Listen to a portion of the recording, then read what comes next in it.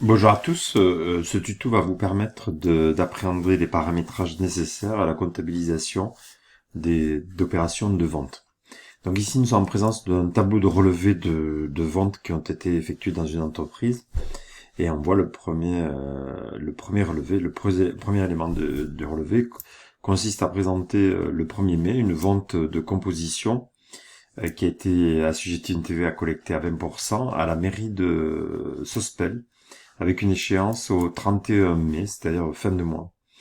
Et la facture correspondante qui a été établie par ailleurs est la F0001 et la F001.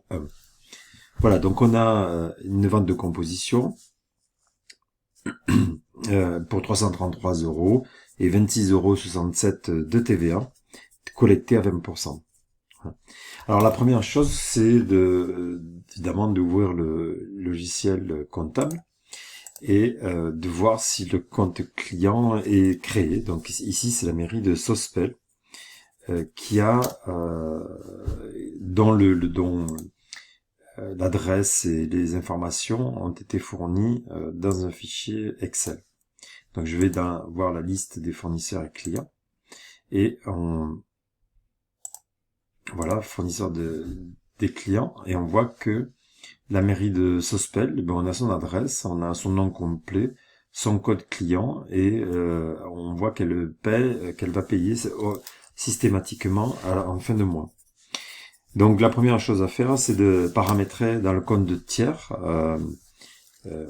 paramétrer dans le compte de tiers l'adresse, enfin toutes les informations qui nous ont été fournies. Alors pour cela, on peut aller dans le plan de tiers, comme on a appris à le faire, et on va ajouter un tiers.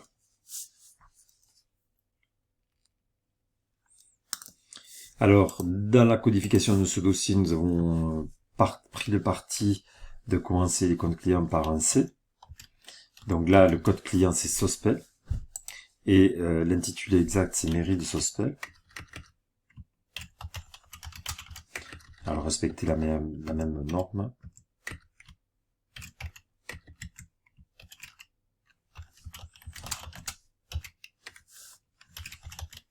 Attention à bien faire attention aux majuscules, minuscules, peu importe si vous mettez tout en majuscule ou pas, mais il faut conserver la même règle pour tous les comptes.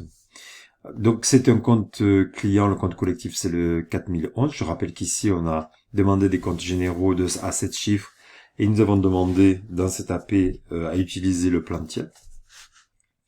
Et on va passer au paramétrage des échéances. Alors il y avait aussi les données concernant les coordonnées de l'entreprise. Voilà, alors je vais coller l'adresse puisque je l'avais fait. Donc 11 rue d'Italie, code postal 06 520. Ah, nous n'avons pas demandé la mise à jour des codes postaux. Donc l'ordinateur ne dit pas s'il y a une erreur ou pas. Donc voilà pour l'adresse. Et puis on va passer au paiement, au mode de règlement. Alors les modes de règlement ici, quand on clique, le logiciel nous en propose, mais il n'y a aucun mode de règlement ou échéance de règlement qui nous convienne. Parce que on part du principe qu'on peut pas savoir, enfin nous dans notre activité professionnelle ici, eh bien on n'a pas défini le mode de règlement que vont utiliser les mairies ou les différents clients. Donc il me manque un mode de règlement. Moi je voudrais avoir un mode de règlement qui consisterait à avoir un règlement fin de mois. Donc qu'est-ce que je vais faire? Eh bien je vais créer un mode de règlement que je vais appeler fin de mois. Fin de mois, voilà, tout simplement. Et là, dans le libellé, je vais pouvoir écrire paiement fin de mois.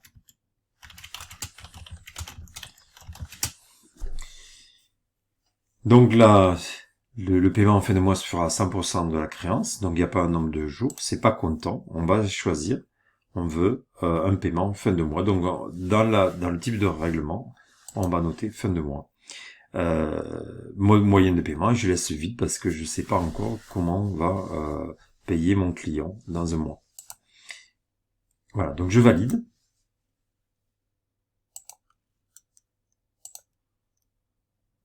Voilà, et je vais avoir paiement fin de mois.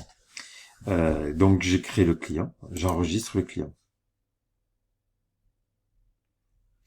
Une fois que la création du client est faite, c'est la mairie, donc c'est Sospel, son code c'est Sospel.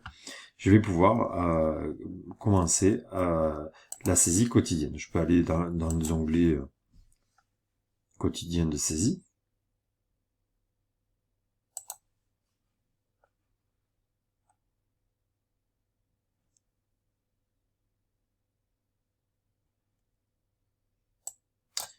Alors, bon, j'ai pas pu revenir sur l'écran d'accueil. Je vais faire donc saisie en cliquant sur quotidien saisie, saisie par journal.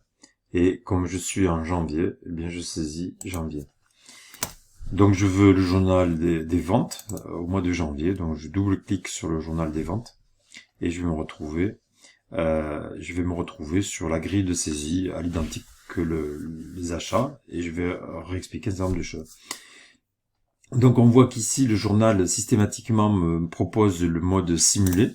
C'est le mode qui permet de modifier et corriger les écritures jusqu'à leur validation. Alors si je reviens sur la facture, on avait voilà la facture, c'était la date c'était le 01 mai, c'était la facture F001, Sospel, échéance au 31/05. Donc on revient sur le logiciel 01. La pièce comptable c'est la F001. Donc ici F001. Le document, eh bien on va pas noter d'informations ici parce que comme nous faisons la comptabilité de l'entreprise, eh bien c'est elle qui met un numéro de facture et ça suffira pour retrouver le document. En sachant qu'en notant le numéro de pièce, le numéro de la facture de vente, eh bien s'il y a une erreur dans la numérotation, eh bien on pourra le repérer facilement.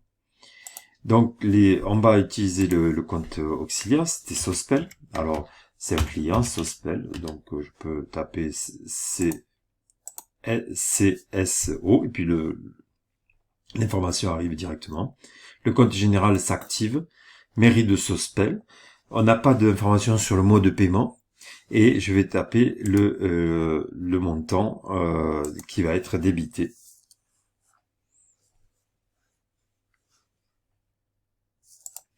Alors, dans la cellule, moi j'avais noté sur ma feuille que on avait un hors-taxe 133,33 plus, et on peut faire plus 26,67. Alors, 133,33 plus 26,67. Ce qui fait 160, et on voit qu'automatiquement, la date d'échéance se calcule automatiquement pour le 31 mai. Alors, le compte général, ça va être 701. C'était une vente de composition. Alors, je vais pas aller, je vais juste mettre 701 000. Dans l'activité sur laquelle vous allez travailler, il y a des comptes spéciaux, spécifiques pour les ventes de composition. Moi, j'ai considéré que c'était une vente de produits finis. Il y a eu un travail de fait. Donc, je tape 701, même si vous devez utiliser les sous-comptes que je n'ai pas encore paramétrés. Le montant hors taxe, évidemment, et la TVA collectée. Donc, vous utilisez les tabulations pour vous déplacer. 44 571, et on va voir ce qu'il nous propose. 44 571 TVA décollectée à 20%. Pour 26,67. Et vous voyez qu'il a calculé automatiquement. Donc là, on a l'information sur le tiers qui apparaît sur chaque ligne. Donc ça, c'est important. L'échéance qui est notée ici. Le mode de paiement qui va être utilisé, on ne le connaît pas. Donc on n'a saisi aucune information. Et le numéro de facture ici, pièce, on l'a ici. vous auriez pu le noter dans Documents. Si jamais certaines colonnes manquaient, dans un modèle plus simplifié, on aurait pu écrire mairie de Sospel, F001, et date d'échéance 31/01/2021. Comme dans le dossier dans les achats, on peut accéder au compte de tiers, au plan de tiers, donc pour retrouver les informations. Si je clique sur le crayon, eh bien je vais avoir tout le dossier client avec des informations, et puis surtout consultation et lettrage, qui va me permettre de savoir quelles sont les opérations que j'ai pu réaliser avec la mairie de Sospel. Alors évidemment, avant d'intégrer toutes ces informations, il fallait que je sauvegarde, j'enregistre ma facture. Et ensuite, je reviens sur le compte client pour voir est-ce qu'on a des opérations nombreuses ou plusieurs, ou si on veut contrôler. Dans consultation et lettrage, on va retrouver dans le compte client, et bien on va retrouver l'activité. Donc on voit bien qu'on a une facture F001 qui a été faite à la mairie de Sospel avec une échéance, et pour le moment elle est non validée. Donc là on est dans le compte tiers. Il n'y a pas eu de paiement, donc on n'a pas de compte au crédit. Voilà pour les... évidemment, c'est la base que je viens de vous montrer, la base de comptabilisation de ce nouveau logiciel que nous mettons en œuvre dans l'établissement. Et on voit qu'on retrouve des fonctionnalités courantes des autres logiciels. Voilà, merci pour votre écoute et j'espère que le tuto vous aura aidé à réaliser les tâches futures. Merci.